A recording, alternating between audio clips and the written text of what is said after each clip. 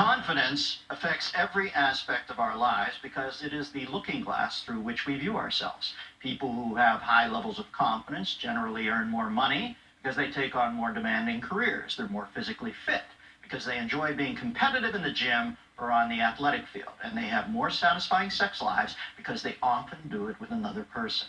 You know,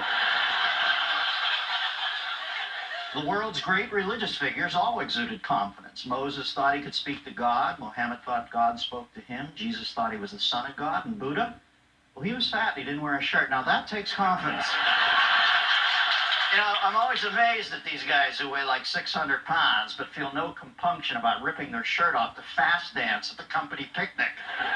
Now, to me, that is the supreme confidence. Either that or an extremely calculated gesture to ensure they'd end up being the only ones who'd still have an appetite left over for the potato salad. Or make that the German potato salad. That's always been the genius of it. You know, on the dating scene, a guy's confidence can be the key to his attractiveness. And real confidence means not being afraid to show your flaws, vulnerabilities, or imperfections. Before I'd even let my dates into my car, I'd flash them a confident smile and say, hey, baby, I hope you're ready for a long night of painfully narcissistic introspection, punctuated by physical unwieldiness, building up to a big, impotent crescendo. Followed by me, weeping in a locked bathroom.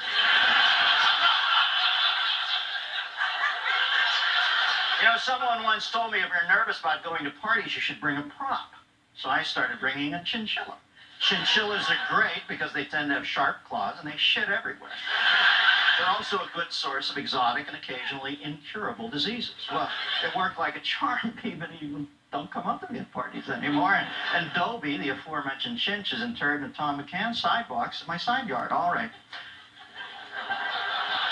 What about my German side yard? You know, I have to admit, I'm reluctant to disrobe in a crowded locker room. But I strongly believe that the key to gaining self-confidence is by confronting your fears. So last week, I went to the YMCA near my house, walked straight into the locker room, removed all my clothing, strapped a belt of large, colorful peacock feathers to my ass, and proceeded to strut from aisle to aisle, repeatedly cooing, check it out, motherfuckers.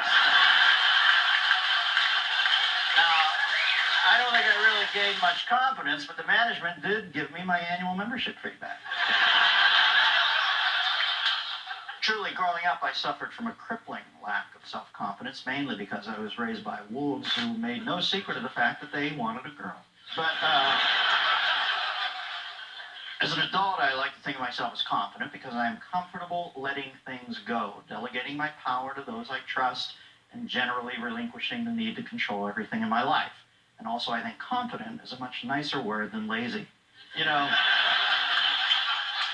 experts recommend building your confidence by finding some small, fun task you're good at and making it your hobby. In my case, it's tearing down the self-esteem of those around me in barely perceptible manner. That way I can increase my relative self-confidence twice as fast.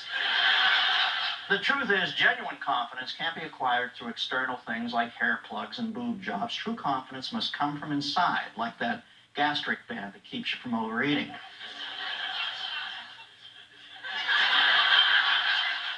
Seriously, here's how you get confident. If you want something, you take it. Don't wait around for someone to hand it to you or Jimmy Stewart around like you don't deserve it.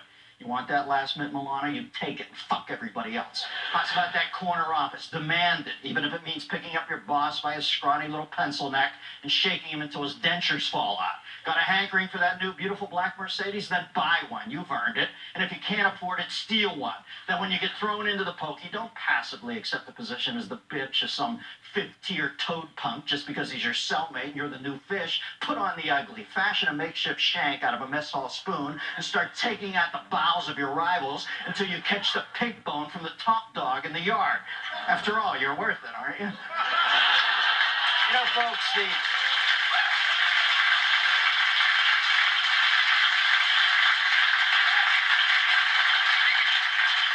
bottom line is this. Like it or not, we live in a universe that rewards power, and power flows from confidence. The winners of history are those who sound their barbaric yops over the rooftops of the world, while the losers are the ones who cannot express themselves without apology.